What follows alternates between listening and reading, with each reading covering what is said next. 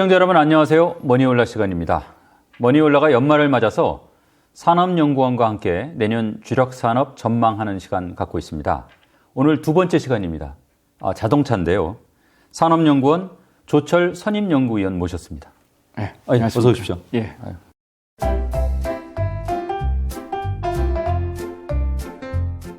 감사합니다. 이게 이제 시작하기 전에 예. 우리나라 이제 자동차 완성차 업계는 또 주요 어떤 플레이어들이 있고, 뭐 점유율이라든가 또 관련 산업, 뭐 파생 산업 이런 것들 어떤 게 있는지 간단하게 조감을 한번 하고 시작했으면 좋겠어요. 뭐 잘 아시다시피 이제 현대기아가 대표적인 기업이고, 그게 이제 우리 이제 순수 이제 토종 국내 기업이라고 할 수 있고, 나머지 이제 자동차 업체라고는 이제 한국 GM, 르노 코리아, 뭐 그다음에 쌍용, 그다음에 이제 뭐 대형 상용차 만드는 타타 대우가 있습니다. 예전에 대우에서 뭐 대형 트럭 만들던 데를 인도 타타가 인수해가지고. 근데 뭐 이 나머지 업체들은 다 이제 외자기 업체인데, 최근에 이제 쌍용 같은 경우는 이제 KG 그룹에 인수돼서 이제 국내 기업으로 됐는데, 뭐 그런 식으로 이제 완성차 업계는 편성이 되어 있는데, 뭐 국내 시장이나 뭐 생산이나 이런 것들은 거의 대부분이 뭐 현대기아가 주로 이제 하고 있는 그런 셈이죠.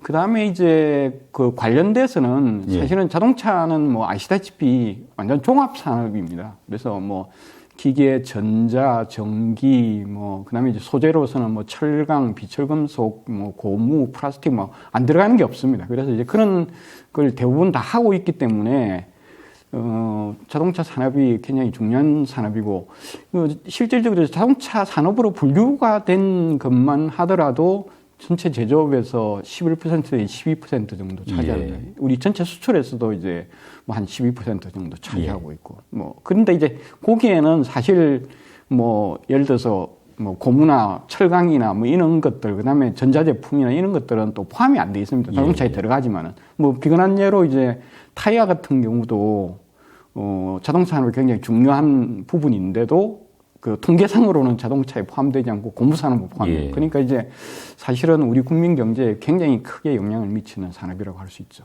이게 이제 자동차가 잘 돼야 대한민국이 잘 된다, 이런 말도 뭐 큰 무리는 아니겠네요. 이 자동차 산업 패러다임 자체가 이제 많이 변하고 있다, 이런 얘기들을 많이 하지 않습니까? 이런 변화는 어디까지 와 있습니까? 일단은 이제 주로 자동차의 그 동력원이 변하는 부분이 하나 있습니다. 이거는 이제 그 환경 문제 때문에 그런 건데, 이제 내연기관에서 뭐 그다음에 주로 이제 전동화 쪽으로 바뀌는 그런 부분이고, 대표적인 게 배터리라고 볼 수 있는 거죠. 그러니까 이제 전기차로 바뀌는, 배터리로 해가지고 전기 동력으로 바뀌는 부분이라고 할 수 있죠. 이제 그 다음에는 이제 우리가 이제 스마트화라고 표현하는데, 거기에는 이제 자율주행, 그 다음에 이제 커넥티드해서 외부와의 연결을 얘기하는 부분이 있습니다. 그래서 이제 그 양 측면에서 이제 우리가 봐줄 수 있는데, 지금 이제 자율주행 같은 경우는 우리가 이제 일반적으로 단계별로 이렇게 좀 나누는데, 지금은 한 2단계 정도가 주로 되고 있고, 지금 이제 3단계를 막 시작하려고 하고 있는 상황이고, 완전 자율주행은 4단계 내지 5단계를 완전 자율주행이라고 할 수 있는데, 그거는 이제 조금 시간이 걸리는 형태고. 그렇습니다. 지금 이제 커넥티드 연결 관련돼서는 주로 이제 통신 기술의 발달 이런 부분들이 이제 5G 뭐 향후에 6G 이렇게 되게 되면은 거의 이제 차 안에서 여러 가지 활동들을 뭐 사무실이나 집에서 하듯이 할 수 있게끔 되는 그 정도 수준. 그다음에 모든 어떤 뭐 콘텐츠를 즐기고 하는 이런 부분들도 다 연결이 되는, 그래서 뭐 그런 형태로 하는데, 지금 하여튼 그 부분도 이제 점점 이렇게 빨리 발전하고 있는 그런 상황입니다. 이게 지금 이제 친환경차로 분류되는 거는 보통 배터리, 하이브리드, 뭐 수소연료 이 정도로 대별할 수 있는 건가요? 전기 자동차라고 해서 통계를 낼 때는 이제 하이브리드는 빼고, 거기는 이제 내연기관이 기본이니까, 그다음에 전기를 충전하거나 전기를 만들어서 쓰는 이제 뭐 플러그인 하이브리드, 그래서 배터리 전기차, 수소연료 전기차, 요걸 갖다가 이제 전기 자동차라고 일반적으로 표현을 합니다. 알겠습니다. 뭐 좀 이제 이 업계, 그다음에 차량에 대한 이해는 기본적으로 이제 좀 한 것 같고요. 간단하게 올해 한번 정리 좀 해보겠습니다. 이 수출 보니까 3분기 이후에 분위기가 좀 좋아진 것 같더라고요. 뭐 어떤 일들이 있었습니까?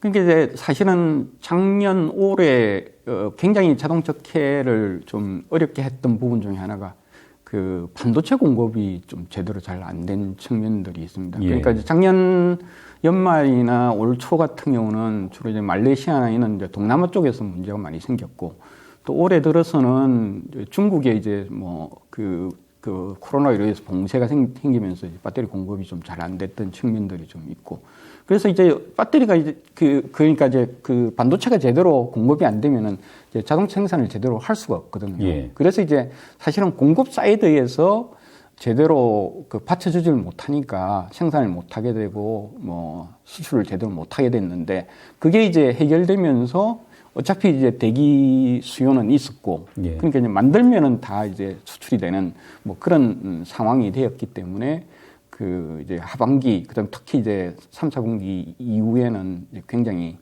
좋아지는 그런 상황이 된 거죠. 그 대충 보면은 지금 11월 지난달만 하더라도 지금 수출이 작년 대비 25% 정도 늘었습니다. 그래서 예. 올해 같은 경우는 지금 수출이 거의 11% 그 정도 이제 늘어날 걸로 지금 보고 있습니다. 그래서 하반기만 하더라도 한 20% 이상은 지금 늘어나는 그런 상황입니다. 내수는 뭐 전체적으로 어땠습니까? 그 내수는 사실은 그 코로나가 이제 오면서 정부가 적극적으로 내수 신작책도 피고 뭐 그러면서 그 2020년에 이제 내수가 굉장히 좋았습니다. 그게 이제 한 2020년에 한 188만 대 정도가 팔렸거든요. 예.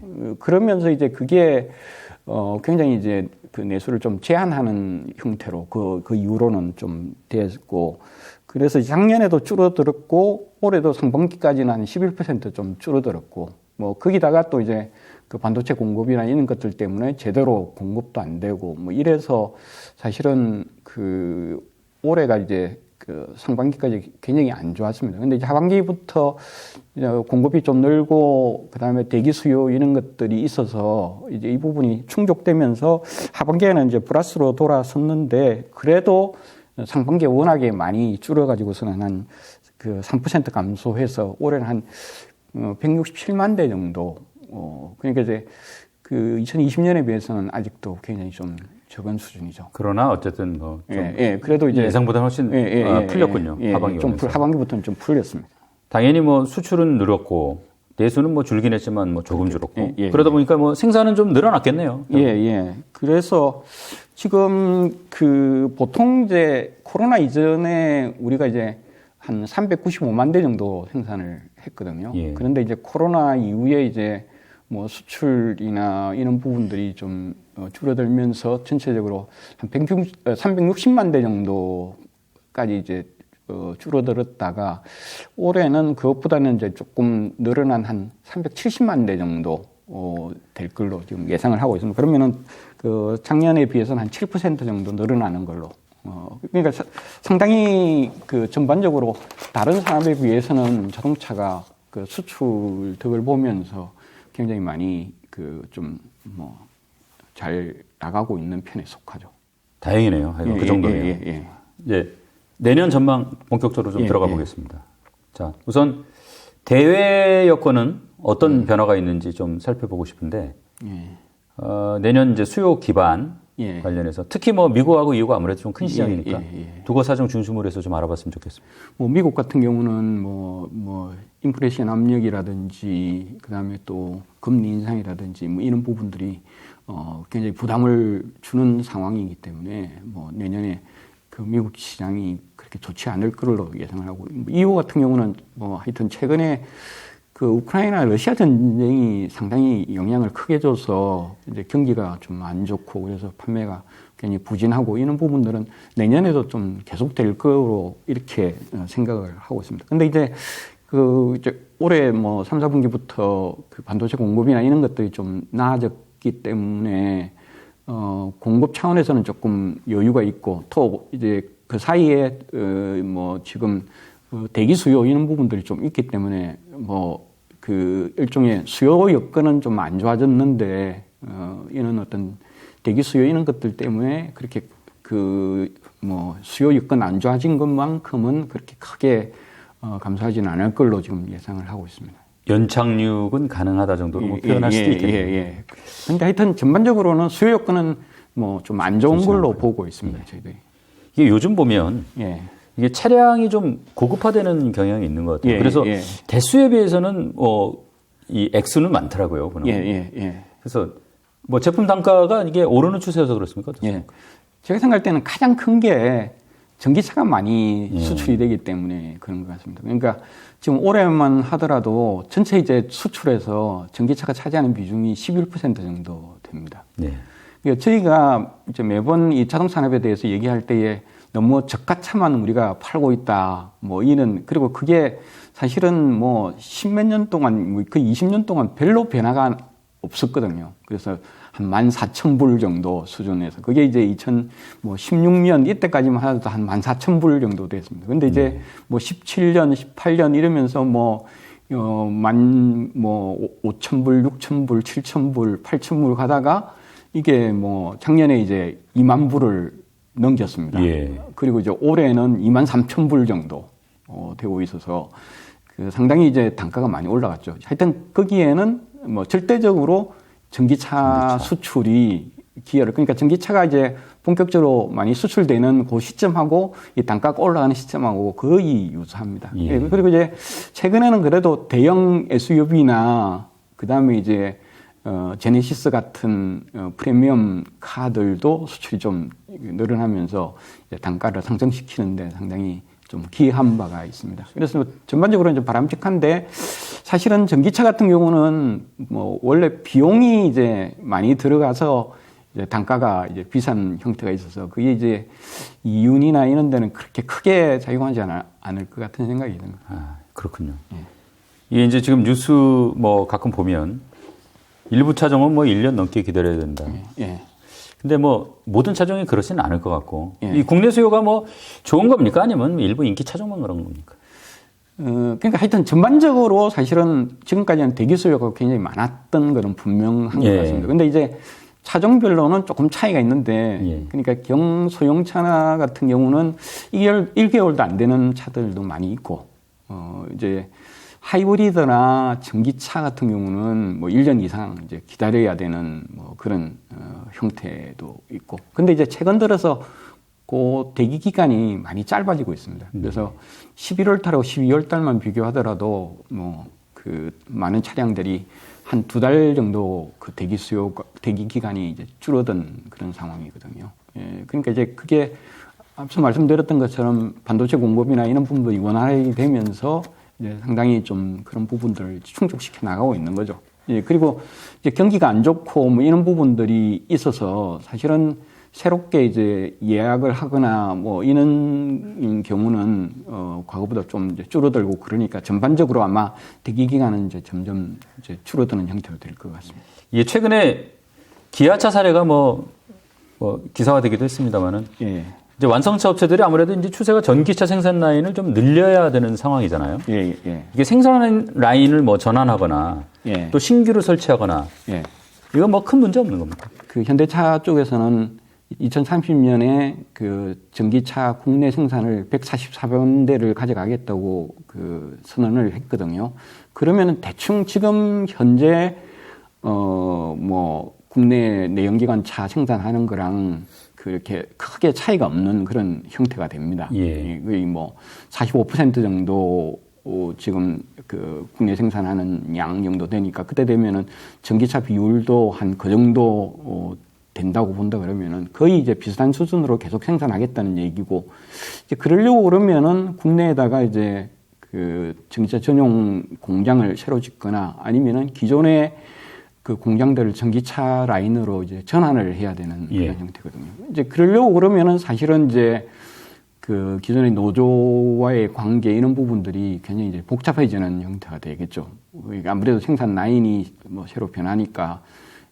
이번에 이제 기아차 예 같은 경우는 여기서는 이제 그 전기차로도 일반 우리가 하는 승용 이런 부분들이 아니고 PV라 그래가지고서는 이제 그 목적용 어떤 특정 목적에 의해서 이제 차량을 만드는 그런 형태라 가지고 지금은 그러니까 일종의 이제 모빌리티 개념에 더 가깝죠.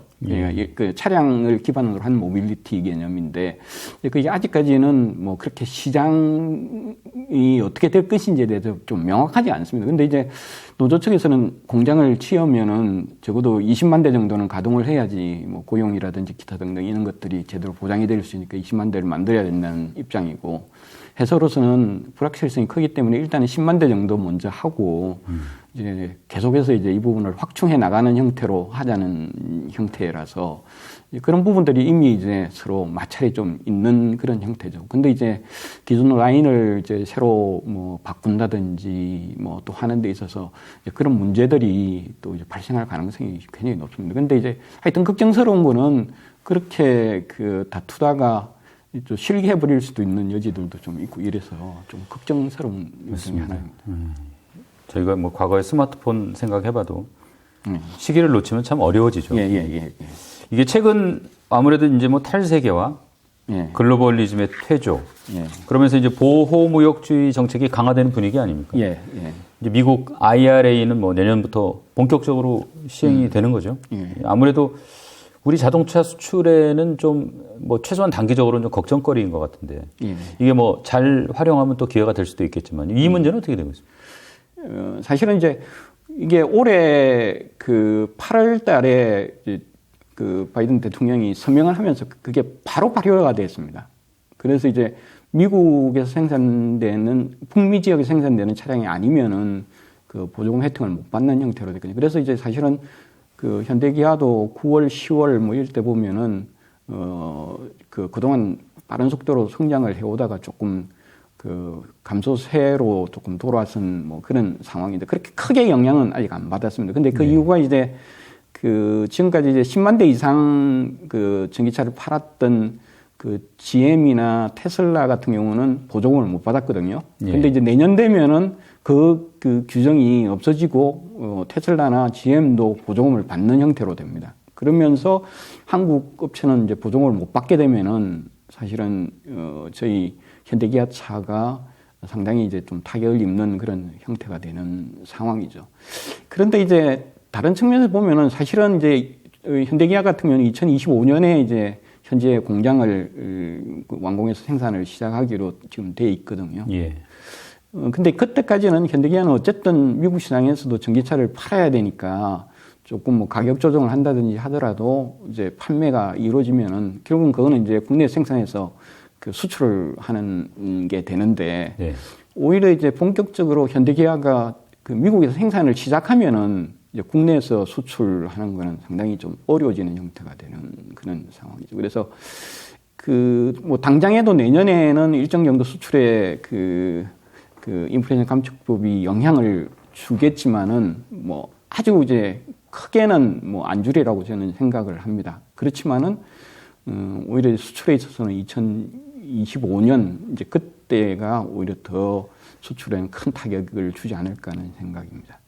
이게 이제 미국 생산이 본격화되면 국내에서 수출하는 게 막힐 수가 있으니까 그 문제가 있군요. 이제 산업연구원에서는 내년 자동차 수출 전망 뭐 전체적으로 어떻게 하고 계십니까? 저희는 한 2.2% 정도 늘어나는 걸로 지금 잡고 있습니다. 그래서 뭐 하여튼 올해 230만 대 수준에서 뭐 조금 더 늘어나는 뭐 그런 형태로 보고 있는데 앞서 말씀드렸던 것처럼 세계 수요 환경은 굉장히 안 좋아지는 상황이고 세계 수요도 감소할 가능성이 굉장히 높은데 왜 뭐 플러스로 전망을 하느냐 하는 얘기가 있을 수가 있는데 사실은 저희 같은 경우는 뭐 우리나라 전체 생산이 세계 전체 수요에서 차지하는 비중이 뭐 4 내지 5% 정도밖에 안 되거든요. 그러니까 이제 우리 수출을 생각을 하면은 우리가 공급 능력만 있고 경쟁력만 있으면은 얼마든지 수출을 늘릴 수가 있는 상황이죠. 뭐 예를 들어 조선이나 반도체나 이런 것들은 우리가 세계 시장에 차지하는 점유율이 굉장히 높기 때문에 뭐 시장 수요가 어떻게 변하느냐에 따라서 영향을 받는데 사실 자동차는 좀 그렇지가 않습니다. 그래서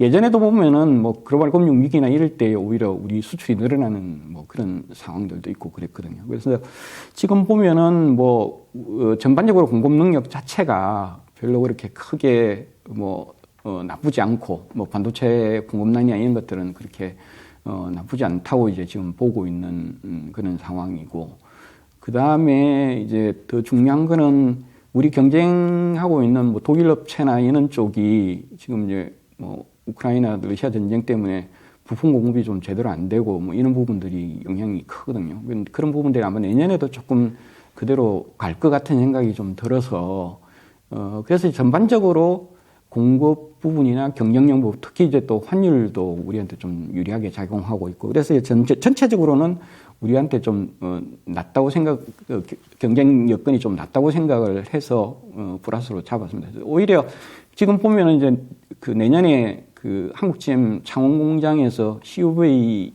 그 신차가 이제 새로 나오거든요. 그래서 그게 이제 본격 가동이 되면은 적어도 이제 한 20만 대 정도가 플러스가 되는 상황이 되니까 뭐 그거는 이제 봐야 되긴 하겠지만은 이제 그래서 전체적으로는 수출이 꽤 늘어날 걸로 생각을 하고 있습니다. 그래서 뭐 저는 개인적으로 그 워낙에 이제 경기가 안 좋다 그래서 조금 그 2.2%로 좀 잡았는데 그 전반적인 공급 상황을 본다 그러면은 이것보다는 좀 더 할 수도 있지 않겠냐는 게 제 생각입니다. 상당히 좀 보수적으로 잡으신 거군요. 예, 상당히 좀 보수적으로 잡았습니다. 내년 전망 뭐 지금 하고 있는데 내수 전망도 좀 들어봤으면 좋겠습니다. 예, 그 내수 같은 경우는 이제 좀 다릅니다. 내수는 이제 국내에서 얼마나 팔리느냐의 문제이기 때문에 이거는 이제 국내의 어떤 경기 부분이나 그다음에 이제 그 구매 비용 부분이나 이런 것들이 이제 작용을 하는데.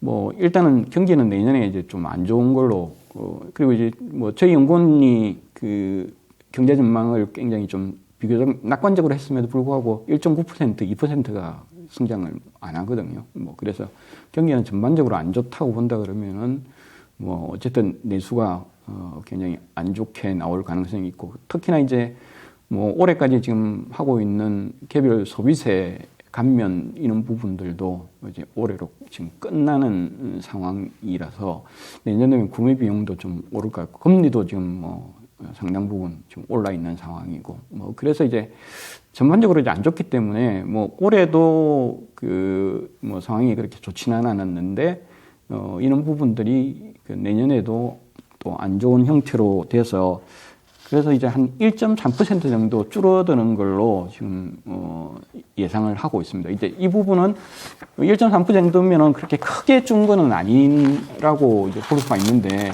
그런 부분은 여전히 앞서 말씀하셨던 이제 대기 수요 부분이 뭐 일정 정도는 수요를 받쳐줄 수 있는 부분이 돼서 그렇다고 볼 수 있겠습니다. 앞에서 이제 말씀하실 때 생산 여건은 상당히 뭐 괜찮은 걸로 말씀을 하셨는데. 이게 결국은 뭐 수출이나 내수가 활성화돼야 뭐 어쨌든 실제 뭐 자동차를 만들 거 아닙니까? 뭐 팔려야 만드는 거니까요. 이런 상황은 좀 어떻습니까, 내년에? 그 내수 같은 경우는 뭐 일정 정도 그 내수 여건 때문에 있지만, 특히 이제 우리가 뭐 전체 생산에서 차지하는 그 수출 비중이 뭐 60%를 넘고 있으니까, 그러니까 수출에 의해서 생산이 많이 이제 좌우가 되는 상황들인데, 결국은 이 부분은 이제 그 얼마만큼 우리가 그 제대로 생산을 계속 할 수 있고, 그 다음에 경쟁력 있게 만들 수 있는, 그 생산을 제대로 할 수 있느냐 없는 부분은 우리가 이제 이전에 보았지만 이제 반도체 공급이 제대로 안 되거나 이러면은 생산을 못 하지 않습니까? 그 다음에 또 이제 노사 분규나 이런 것들이 발생하면은 또 생산을 못 하는 형태가 되니까 그런 경우는 절대적으로 뭐, 그 다음에 이제 뭐 과거에는 사실은 그 근로시간 이런 부분들이 거의 뭐 그 한때 우리가 이제 2011년에 466만 대를 생산했거든요.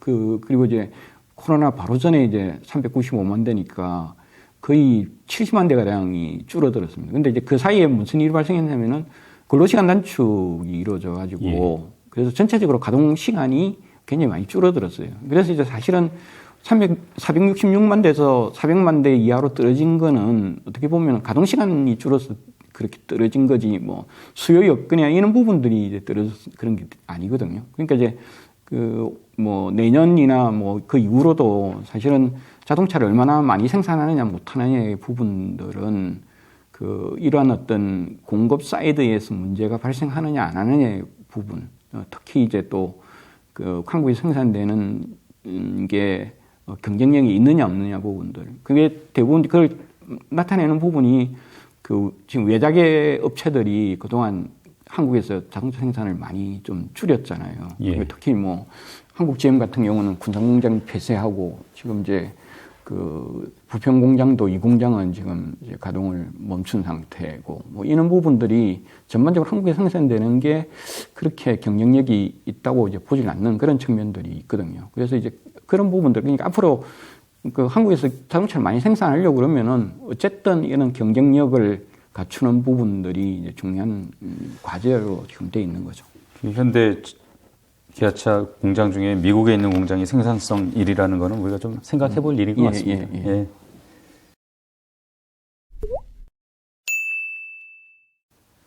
박사님, 아까 이제 내수 말씀하시면서 뭐 가격 얘기도 좀 하셨는데 이게 이제 코로나 팬데믹 이후에 개별 소비세 감소한 게 사실은 의무량으로 많이 도움이 됐잖아요. 이게 이제 이번 달이 일몰인 것 같은데 그냥 끝나는 걸로 보여요, 보니까. 아무래도 내년 되면 좀 시장에 이게 영향이 있는 거죠. 아무래도 뭐 대체적으로 이제 그 구매 비용 가지고 이제 소비자들이 그 차량 구매를 일정 정도는 결정을 하니까 사실은 이제 구매 비용이 그만큼 이제 뭐 비싸지는 형태가 되니까 아무래도 그 소비에 영향을 미치는 형태가 되겠죠. 근데 일반적으로 이제 그 개별 소비세 같은 경우는 이게 이제 자동차 소비 진작 차원도 좀 있지만은 경기 부양적 측면도 좀 있거든요. 전반적으로 이제 경기가 안 좋아지면은 이제 자동차 소비를 진작시켜서 전체적으로 생산이나 이런 것들을 좀 늘려서 전체 어떤 경제에 좀 플러스로 하는 이제 그런 정책적 측면들도 있습니다. 그래서 그 지금 뭐 자동차 업계에서도 뭐 개별 소비세를 감면하는 걸 내년에도 좀 연장을 하자고 지금 주장을 하고 있는데 전반적으로 이제 경기 자체가 안 좋아지면은 이런 부분도 아마 다시 좀 고려를 할 수는 있을 것 같은 생각이 좀 듭니다. 워낙 많은 뭐 중소업체들이 또 관련이 돼 있고 하니까 이게 단순히 뭐 차값을 보조해주고 안 해주고의 문제는 아닐 수 있겠군요. 이게 자동차 뭐 관련된 문제인 것 같은데 자동차 수출액이 역대 최고다 그러는데 이 중소 자동차 부품 기업의 뭐 영업이익은 줄어든다. 왜 이런 일이 일어나고 뭐 해결 방안은 없는 겁니까? 그 사실은 지금 이제 뭐 자동차 업계, 자동차 완성차 쪽도 뭐 이제 미래차로 전환 뭐 이런 부분들이 관건이긴 하지만은 이제 더 중요한 거는 사실은 그 눈에 보이지 않게 지금 그 우리 부품 업체들이 굉장히 어려움을 겪는 뭐 그런 부분들이 있습니다. 그러니까 과거에는 사실은 그 우리 부품 업체랑 완성차 업체의 관계라는 게 그 장기 지속적 그리고 굉장히 안정적 거래에 이런 부분들이 그래서 이제 그 이윤율이 조금 낮아도 그렇게 크게 문제가 되지는 않았거든요. 그러니까 이제 일정 정도 이윤을 좀 낮게 계속적으로 이렇게 보장해주는 이제 그런 시스템을 대신에 매출은 보장을 해주고 보장을 해주는. 근데 이제 지금은 이제 미래차로 전환하면서 일단은 그런 매출을 보장해 줄 수가 없는 상황으로 변해버린 거죠. 뭐 지금 전기차 완전 이제 전기차 부분이 10% 이상 이렇게 되어버리니까 그러면은 자동적으로 그 이런 내연경 관련되는 부품 업체들 매출이 10% 이상 이제 줄어드는 형태가 되는 그런 상황들이고 그러면은 뭐 그 이익률에도 엄청나게 타격을 주는 상황이 되고 그다음에 이제 최근에 이제 그 자동차가 글로벌화되면서 뭐 해외 투자나 이런 것들이 많이 이루어졌잖아요. 특히 뭐 현대자동차가 이제 중국에 많이 투자를 했는데 중국에서 판매라든지 생산이 대폭 줄어드는 바람에 그게 이제 대부분 우리 부품 업체들이 따라 나갔거든요. 뭐 그런데 그런 업체들이 이제 거기서 나오는 이제 어떤 뭐 경영 부실 문제 이런 것들이 한국 쪽에도 그대로 이제 지금 영향을 주고 있는 상황들이고 뭐 거기다가 이제 지금 뭐 전체적으로 그 완성차가 과거처럼 이렇게 안정적으로 뭐 그 매출을 보장해주는 뭐 그런 게 이제 어렵게 되는 형태가 되고 있으면서 이제 결국은 전체적으로 이제 매출이 보장이 안 되는 상황이 계속되는 거죠. 그래서 이제 그 전체적인 어떤 이제 부품 거래 관계라든지 이런 부분들이 이제 크게 변화가 되는 상황으로 지금 되고 있습니다. 그래서 이제 뭐 과거처럼 뭐 특정한 어떤 그 완성차 업체나 그 뭐 모기업에 이렇게 의존하는 상황이 굉장히 이제 리스크가 큰 형태가 되는 거죠. 그래서 이제 뭐 정부 차원에서도 그렇고 이 미래차로 전환하는 데 있어서 그 미래차에 전환 관련되는 각종 지원들도 좀 이루어지고 있고, 그 다음에 또 뭐 그래선 이런 부분들을 뭐 특정 업체에 절대적으로 의존하는 부분에서 좀 그래선 다변화도 좀뭐 추진하고 있는 그런 상황들이고, 근데 이제 그 부분이 사실은 굉장히 쉽지가 않는 측면들이 있습니다. 그래서 이제 뭐 계속적으로 좀 어려운 상황이고, 뭐 그게 또 그런 대응이라는 게 뭐 하루 이틀 만에 이렇게 가능한 부분들도 아니고, 그래서 이제 당분간 상당 부분 좀 어려운 측면이 있고, 이제 그런 부분들을 일정 정도 정부 차원에서 이제 지원이나 이런 걸 통해서 조금 메꿔줘야 되는 부분도 있습니다. 예. 이제 자동차가 사실은 바퀴 달린 컴퓨터 쪽으로 이제 가고 있는데, 예. 그렇다고 하면은 아까 좀 말씀하셨던 뭐 전동화라든가 자율주행이라든가 관련 모빌리티 서비스라든가 이런 관련 기술에 대한 투자도 참 중요할 것 같아요. 예. 우리 기업들은 뭐 이런 현실에 잘 적응해 나가고 있습니까? 일단 이제 완성차 입장에서 본다 그러면은 뭐 이 전동화 같은 경우는 앞서 말씀드렸던 것처럼 뭐 하이브리드가 이제 처음 나타났는데, 이 부분은 거의 그 도요타 다음으로 좀 뭐 그래도 좀 잘하고 있는 편에 속하고, 그 다음에 이제 뭐 순수 전기차도 사실은 테슬라가 이제 굉장히 앞서 나가고 있는 그런 상황이지만은, 그래도 기존 완성차 업체들 중에서는 뭐 우리 업체가 그래도 제대로 좀 하는 업체 중에 하나로 되고 있고, 그다음에 뭐 수소 연료 전기 자동차 같은 경우는 뭐 지금 뭐 도요타랑 1위를 다투는 뭐 그런 상황이고, 그다음에 이제 뭐 자율차 이런 부분들도 사실은 지금 뭐 3단계 자율주행 부분을 뭐 원래는 이제 올해 말에 이제 적용하기로 했는데, 거의 이제 뭐 내년에 이제 넘어가는 걸로 지금 얘기가 되고 있지만은, 그래도 이제 이런 부분들이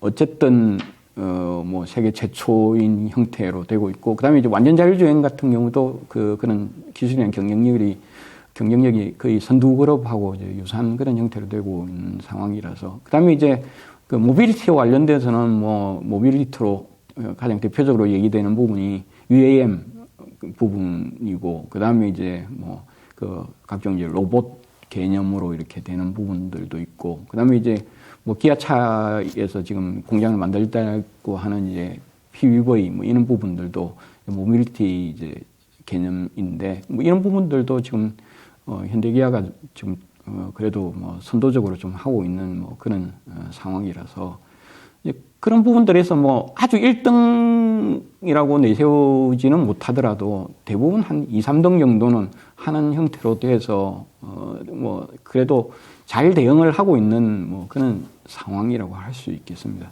예. 이게 사실은 과거 이렇게 돌이켜 생각해 보면 참 걱정들을 많이 했었는데, 어쨌든 전기차가 시장 침투율을 늘려가면서 우리 기업들이 잘 하고 있는 걸로 보여요. 이 전기차 전환, 또 관련 뭐 완성차 업체뿐만이 아니고 관련 연관 뭐 산업들, 뭐 전기차로 잘 넘어가고 있습니까? 어떻습니까? 그러니까 일단 이제 전기차 그 차량 이제 생산은 뭐 앞서 말씀드렸던 것처럼 일정 정도 우리가 잘 하고 있는 거고, 그 다음에 이제 중요한 게 그 배터리 부분인데, 배터리도 지금 뭐 그 중국의 CLTL이 세계 1위이지만은 우리 뭐 LG 그 에너지 솔루션 같은 경우가 뭐 2위로 되어 있고, 뭐 그다음에 나머지 이제 업체들도 뭐 등수 안에 드는 이제 그런 형태로 되어 있어서, 사실 이제 중국 배터리 업체 같은 경우는 주로 이제 중국이 워낙에 그 전기차 그 판매가 많이 이루어지고 있고, 그 중국 시장을 중심으로 해서 이제 성장을 해온 그런 상황들이고, 그 세계 다른 이제 전기차 업체들한테는 사실은 우리 기업들이 상당히 많이 이제 그 공급을 하고 있는 그런 형태라서, 그 일정 정도 이제 경쟁력은 우리도 있다고 이제 보여지는 그런 상황입니다. 그래서 배터리까지는 뭐 상당 부분 우리가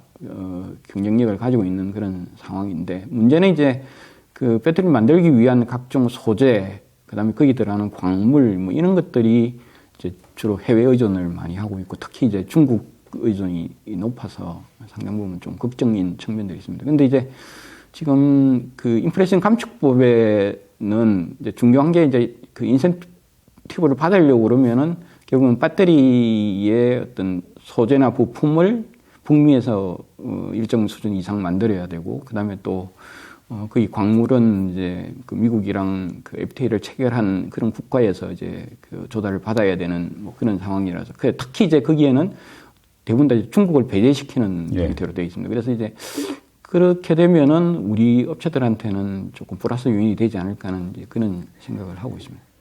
이제 IRA 영향도 있을 테고, 최근에 테슬라가 상대적으로 좀 위축이 되고, 지금 중국 얘기 나왔으니까 제가 좀 여쭤보는 건데, 이 뭐 비아디 이런 업체가 크게 부상을 하고 있지 않습니까?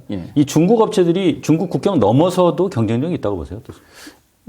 지금은 사실 이제 그 중국 넘어서는 주로 전기차를 그 유럽 쪽에다 많이 수출을 하고 있습니다. 근데 이제 그 전체적으로 경쟁력을 보자고 그러면은 일단은 이제 기본적으로 중국 시장 자체가 지금은 뭐 세계 전체 시장의 60% 이상이 될 정도로 그 뭐 전기차 쪽은 그 중국 자체가 이제 굉장히 그 성장하기에 좋은 여건인 셈이고, 근데 이제 그걸 기반으로 해서 이제 어쨌든 그 중국 업체들이 많이 성장을 했거든요. 그러니까 이제 대부분의 중국 그 자동차 업체들이 다 전기차를 하고 있고, 특히 이제 BYD 같은 경우는 중국 그 전기차 그 내연기관도 하면서 전기차도 하는 이제 업체임에도 지금 이제 거의 전기차로 이렇게 전환을 하면서 이제 부각을 나타낸 그런 형태고, 그다음에 뭐 니오나 샤오펑이나 뭐 이런 같이 이제 전기차 전문 벤처 업체들도 있습니다. 그런 업체들도 굉장히 그 뭐 고급차나 이런 부분들이 있어서 굉장히 이제 앞서 나가고 있는 그런 상황들이고, 그래서 전반적으로 보면 전기차 생산 자체도 경쟁력이 있고, 그 다음에 이제 앞서 말씀드렸던 이제 배터리 부분에서도 배터리 생산뿐만 아니라 그게 들어가는 각종 소재나 광물질이나 이런 것들도 중국 자체 내에서 조달이 가능하고, 뭐 그러면서 전체적으로 이제 배터리의 어떤 생산 비용이나 구매 비용이 이제 비교적 싸고, 그래서 이제 가격 경쟁력도 있고, 뭐 최근 들어서는 이제 뭐 배터리도 뭐 인산철 배터리 뭐 이런 것들이 가격도 싸고, 우리는 이제 삼원계 배터리를 주로 쓰는데, 그래서 그런 것들은 이제 중국 업체들이 강점을 지금 가지고 있거든요. 그래서 가격 경쟁력도 있고, 뭐 제품 경력도 일정 정도 있고, 그래서 사실은 다른 뭐 장애 여건이 없으면은 그 중국 그 업체 그 전기차가 상당 부분 세계 시장에 많이 깔릴 걸로 생각을 하고 있습니다. 근데 이제 지금 당장에 이제 미국 시장은 제대로 못 들어가거든요. 그 미중 분쟁 때문에. 그리고 이제 최근 들어서 유럽 쪽도 뭐 조금 경계하는 측면들이 좀 있고, 그래서 이제 앞으로 그 중국 전기차가 세계 시장에 나가는 문제는 그런 정치 외교적 뭐 이런 부분들의 마찰이나 이런 것들이 어떻게 전개되느냐가 이제 굉장히 관건으로 작용하고 있습니다. 이제 그런 면에서 이제 우리한테 좀 기회가 있을지 모르겠다는 생각은 들어요. 뭐 다른 모든 산업 분야가 다 마찬가지겠습니다만, 요새 이제 뭐 친환경 기르니까 앞으로 글로벌 시장에서 우리 기업들이 경쟁력 강화하기 위해서 이런 친환경 측면에서 또 어떤 노력 필요한지, 정부는 뭘 도와줄 수 있는지 그런 건 좀 듣고 싶습니다. 일단은 그 뭐 산업의 친환경 문제는, 자동차 산업 친환경 문제는 크게 이제 자동차 산업에는 진짜 중요한 부분은, 그러니까 친환경 제품을 만드는 부분이 이제 중요하죠. 그게 이제 전기차, 전동화된 차량 이 부분인데, 그 부분을 이미 뭐 많이 말씀을 드렸고, 그 다음에 이제 다른 하나는 자동차를 생산하는 생산 과정에서 이제 친환경적이 돼야 되는, 탄소 배출이나 이런 것들이 적어져야 되는 이제 그런 부분들이 남아있거든요. 이제 이 부분은 사실은 완성차 업체보다도 부품업체가 더 이제 관건인 부분입니다. 부품업체가 훨씬 더 그 생산 과정에서 탄소 배출을 많이 하고 있거든요. 그래서 그런 것들은 부품업체들은 사실은 이제 그런 거에 대응하는 데 있어서 상당히 좀 어려움이 있습니다. 그래서 그런 어떤 그 생산 공정이나 이런 것들이 친환경 탄소 배출을 굉장히 저감시키는 생산 공정으로 이렇게 전환하는 데 있어서 정부가 절대적으로 좀 지원이 좀 그 필요한 이제 그런 형태로 되고 있고, 그리고 이제 그 자동차 산업에서 또 이 친환경 부분하고 관련돼서 얘기가 많이 되고 있는 부분이 그러니까 이제 생산 과정에서 이제 발생하는 그 탄소 문제인데 그게 이제 그 전기차 같은 경우는 이제 배터리를 만드는 데 있어서 탄소 배출을 좀 많이 하고 있습니다. 그리고 이제 또 그 전기 같은 경우도 전기차에 사용하는 이제 이 전기가 또 어떻게 만들어지느냐에 따라 가지고서는 또 이게 친환경 기준이 많으냐 이런 부분들이 있습니다. 그래서 이제 대부분 지금 논의가 되는 것 중에 전 과정의 어떤 탄소 배출을 이제 계산하는 부분, 그래서 이제 친환경 부분을 따져보자는 논의들이 좀 많이 되고 있습니다. 근데 지금 현실적으로 그 IEA나 이제 국제기구에서도 그 조사를 해보면은 사실 지금 그 세계 전체 이제 에너지 구조를 가지고 보면은 그 이 전 과정으로 이렇게 계산을 하면은 오히려 전기차가 하이브리드 차보다도 탄소 배출을 더 많이 한다는 이제 그런 보고도 있거든요. 그래서 이제 그런 부분들이 향후에 이제 어떤 식으로 또 작용할 거냐 하는 이런 부분들도 얘기가 되고 있습니다. 최근에 보니까 뭐 EU가 이제 탄소 국경 조정 제도, 예. CBAM 제도라고 하던데. 여기에 이제 보니까 아직 자동차는 포함 안 돼 있어요. 예. 근데 향후에 이제 포함되지 않겠냐 뭐 이런 전망도 나오는데 이번에 우리가 이제 IRA 법 때 조금 뭐 사실 혼났지 않습니까? 어떤 대비책이 필요할까요? 그러니까 이제 이 부분도 사실은 이제 생산 공정에서 발생하는 그 탄소 배출 문제거든요. 그러니까 그 뭐 유럽에 이제 그 판매하는 우리가 수출하는 차량이 국내에서 만들어질 때에 그 생산 과정 속에서 이제 탄소를 얼마나 많이 배출하느냐의 문제인 부분인데 이거는 이제 기존의 내연기관 같은 경우는 탄소 배출이 그렇게 많지는 않거든요. 근데 오히려 전기차 같은 경우는 배터리 만들고 이런데 이제 탄소 배출이 많이 되고 있기 때문에 결국은 이제 그 문제는 그 탄소 배출이 왜 많이 되느냐는 부분들은 그 생산 공정에 어떤 에너지를 쓰느냐의 문제. 그러니까 전기를 사용하더라도 그 전기가 완전히 신재생 에너지로 해서 그 탄소를 배출하지 않는 전기를 사용하는 경우에 있어서는 이제 탄소 배출을 안 하는 걸로 하지만은 예를 들어서 뭐 여전히 이제 화석 연료를 사용하는 전기라고 그런다 그러면은 이게 이제 탄소 배출로 인해서 이제 탄소 국경세를 내야 되는 상황이 될 수도 있는 거거든요. 그래서 결국은 이 부분은 이제 그 에너지 전환하고도 이제 굉장히 관련성이 큰 부분이에요. 그러니까 이제 뭐 과거에 이제 뭐 아리백 관련돼서 많이 얘기가 돼서 우리 국민들이 잘 알고 있겠지만은 하여튼 신재생 에너지로 다 이제 전환을 해야 되는 게 관건이고 뭐 최근 들어서 이제 그게 과거에는 뭐 2020년에 이제 유럽에서 이 부분을 할 때는 녹색 에너지 속에 그 원자력을 포함을 안 시켰는데 최근에 이제 아무래도 좀 그게 어려워지니까 뭐 올해 이제 그 한 부분에 있어서는 이제 원자력을 포함을 시켰는데 이 부분도 사실은 그 조건이 굉장히 좀 까다롭습니다. 그래서 그게 포함될 수 있는 그 원자력이 되려 그러면은 우리가 이제 좀 그 원자력 쪽도 개선해야 될 부분들이 좀 많이 있습니다. 그러니까 결국은 이 자동차 부분에 이 탄소 국경세에 대한 대응은 에너지 부분에서 좀 이루어져야 되는 그런 상황입니다. 이 칼이 이제 언젠간 들어온다고 생각하고 준비를 해야 되겠네요. 최근에 보니까 이제 현대차가 원래 이제 올해 안에 레벨 3 자율주행차 내겠다고 했었는데 사실상 보니까 내년 미루는 걸로 확정이 된 것 같은데 이 사실 이게 되면은 원래 세계 사실상 이렇게 상용화되는 건 처음이었죠. 그렇죠. 기대 반 우려 반이라고 하는데 이거 어떻습니까 이거는? 사실은 기대는 뭐 그 소비자 입장에서도 굉장히 이제 그 레벨 3만 돼도 그 운전하기가 편해지거든요. 이 고속도로에서는 전혀 이제 관여를 지금은 뭐 스마트 크루즈 기능으로 레벨 2 형태인데 그래도 이제 계속 전방 주시를 해야 되고 손 떼면은 또 경고도 나오고.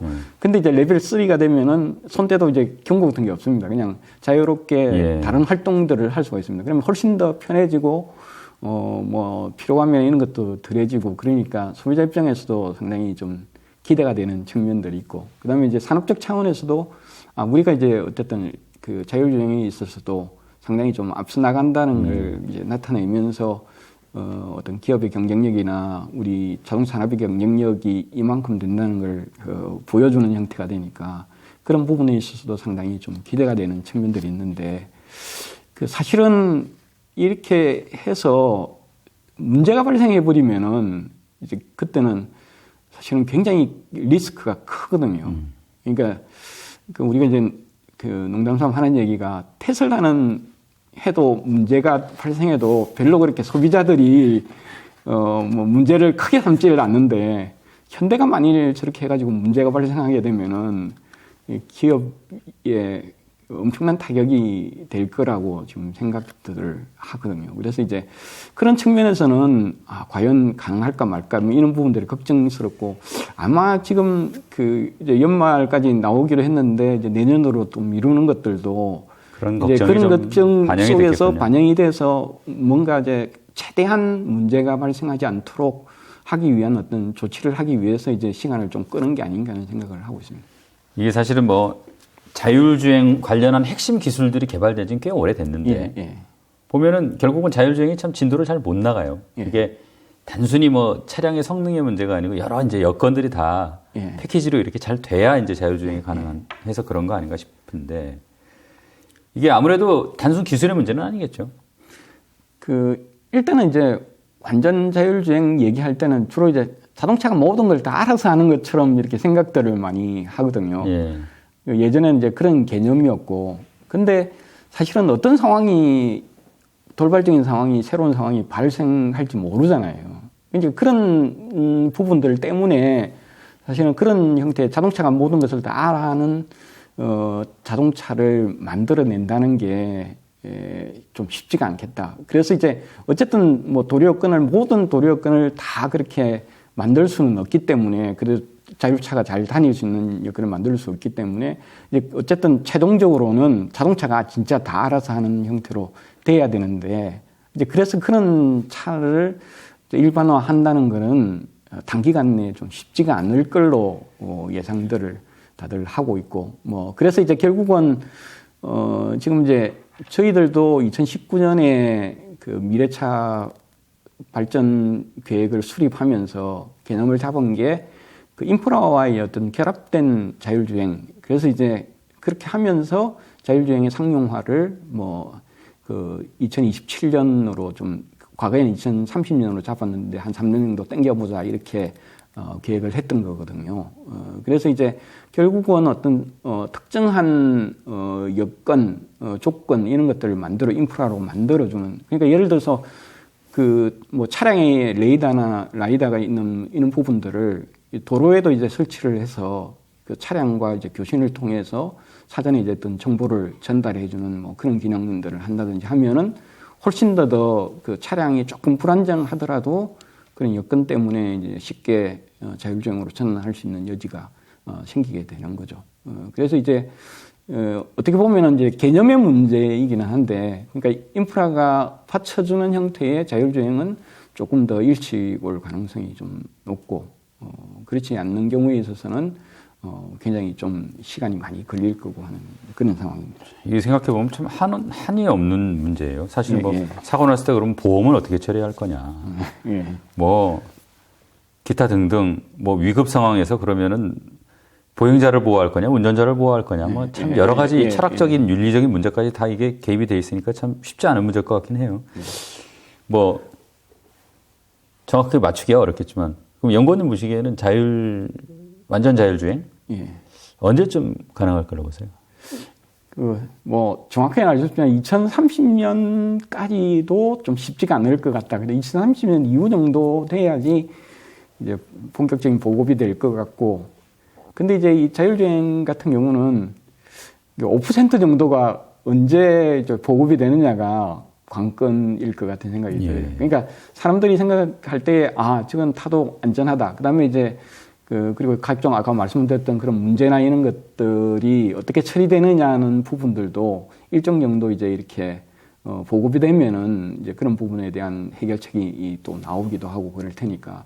그래서 대체적으로 이제 5% 정도만 보급이 되면은 그다음부터 뭐 40%, 50%, 뭐 60, 70% 가는 거는 이제 금방 이루어지고, 뭐 한 50% 가는 것도 그 5% 하고 뭐 한 4, 5년 내에 이제 그러니까 우리 이 친환경차 쪽하고는 이제 그 보급 속도가 훨씬 더 빠른 형태로 되겠죠. 근데 이제 그 초기에 그 보급이 언제 되느냐는 이 부분이 지금 사실은 관건이고, 그거는 이제 전문가마다 그 굉장히 그 의견이 분분하고, 그 다음에 또 과거에 비해서는 계속 좀 시기가 좀 늦어지고 있는 게 지금 현실입니다.